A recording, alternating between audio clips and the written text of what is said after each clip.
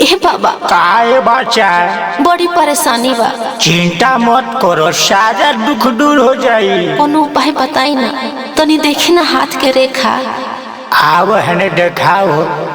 ए बच्चा तारा पुतो बारा दिक्कत बा हो। शनि तहार बढ़ल बा, राहु तहरा पर चढ़ल बा। आ लागत ही बबी तारा ऊपर कौन के नजर गड़ल बा। ए सब खतरा एक गो उपाय बा। आओ बताओ तानी ध्यान से सुनो।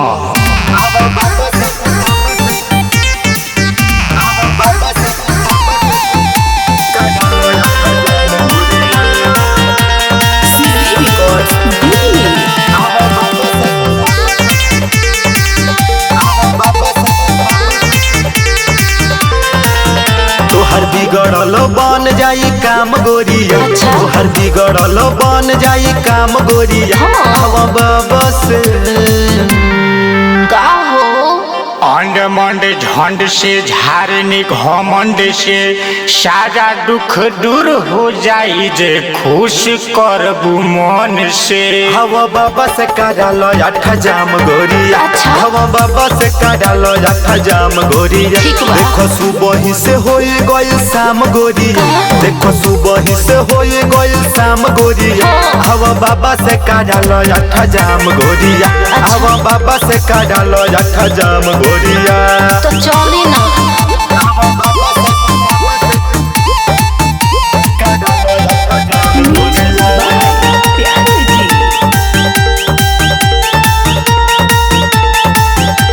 सच सच बोली हम बोली नहीं झूठ हो।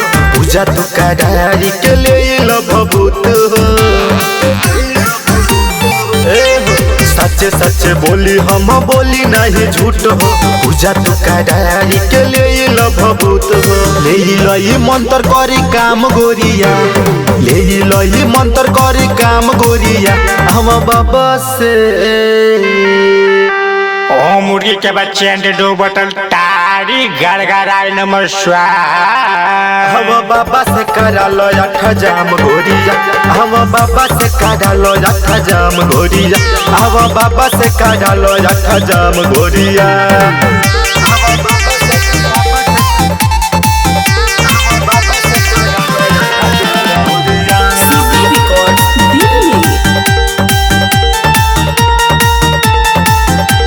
साच कहले रखिले से राजा। भाई बजरंगी संग मिले बड़ा मजा। साच कहले रखिले से राजा। भाई बजरंगी संग मिले बड़ा मजा। इहे जो पत्थर है सुबह शाम गोरिया। इहे जो पत्थर है सुबह शाम गोरिया। हवा बाबा से अंड मंड झंड से झारने घमंड से सारा दुख दूर हो जाई जे खुश करबू मन से। हवा बाबा से काढ़ल अठा जाम गोरिया। हवा बाबा से काढ़ल अठा जाम गोरिया। हवा बाबा से काढ़ल अठा जाम गोरिया।